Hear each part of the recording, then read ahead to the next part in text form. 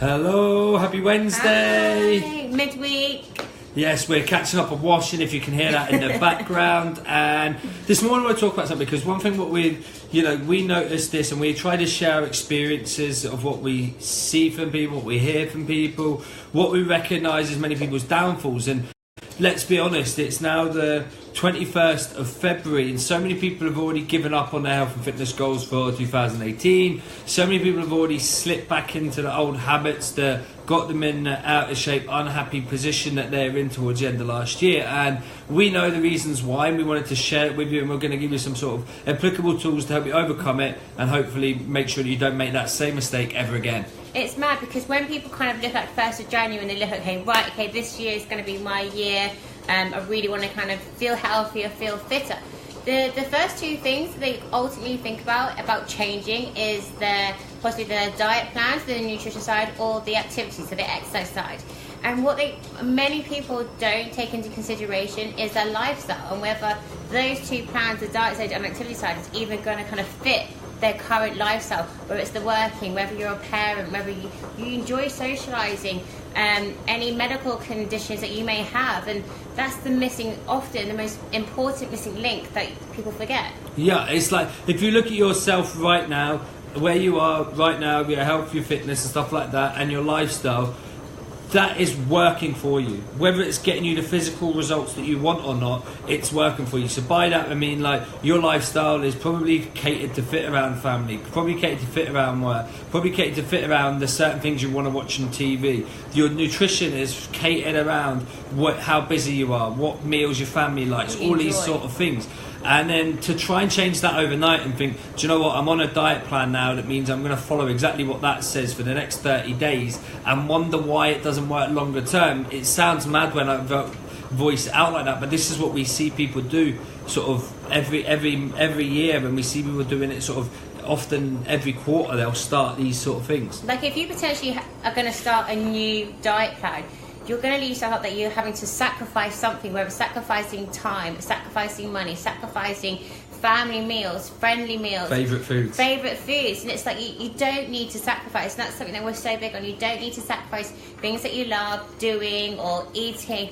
It's just kind of looking at your lifestyle. What are you able to do? What is your lifestyle? If you're busy and if you're a workaholic, that we're not saying stop working. We just got to look at ways to cater around you with your busy work life. Or if you enjoy socialising with friends and a Friday night is your thing that you do with your friends, you can cater around that and you can still get the results. But it's looking at and being realistic at your current lifestyle, looking at what it is that you can actually commit to or kind of do. If your results and wanting results is really important to you. Yeah, and I think that's it in a nutshell what we wanted to cover today, because it's about making adaptations from what you're currently doing, and that's all it is. And we know people want to have a drastic change, and that's why certain methods will attract a lot of people, because they offer that drastic change. But that drastic change doesn't last a lot of the time. Yes, there's a rare occasions where you can just decide overnight you want to transform your lifestyle and your nutrition, and it works. But for the vast majority, it's about making adaptations and consistently working towards those small changes, so that over time you might find after 6 months or a year you have a completely different set of eating habits, you have a completely different set of lifestyle principles that you're following. However, you did it progressively, so that transition wasn't drastic. You didn't start having to sacrifice things because you found ways that you were making decisions based on your wants and needs that brought you towards that. Like if I share, we've had a mum who's come back to now working with Hodgson Health to kind of help her with her goals, and she's a working mum, and she had a goal that she wanted to kind of lose weight, and we looking at the diet side first of all, and she still includes like the foods that she loves, but it's kind of just addressing perhaps the portion control and realising what it is that she really wants in life. Still having her pizza. Still having her pizza, still having her fruit pastels because she enjoys them, but it's perhaps just looking at different choices, like alternatives that are going to fit her goals. And we've not even added any workouts in right now because she's struggling with her confidence.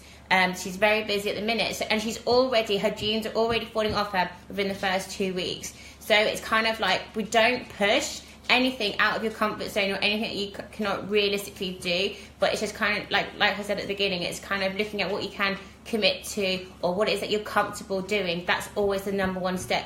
And then you slowly add things in that's going to work for you, that perhaps going to kind of make you feel a little bit better, make you feel a little bit more perhaps confident or less stress. And that's what we do. Like that for this client, I think now she's starting to look at perhaps taking stairs rather than the lift. And it's little things that's going to work in within her lifestyle. Yeah, so they're bringing it off to round up, as like Ellie said there, that's all you should be doing. Follow, like change 1 to 2 small things a week. Follow them consistently, stick to them, and then the next week, next couple of things. And don't beat yourself up if you can't stick to it. You're trying your best, and that's all you can do. But our message today really is just simple little changes. Don't do the drastic change. Think of it as a lifestyle and say, do you know what? My lifestyle is working for me right now because that's where I am in my life. And I just want to make 2 or 3 small adaptations each week. And like if you're watching this video and you're thinking, right, I'm desperate. I just want to feel that bit healthier. I want to feel that bit better.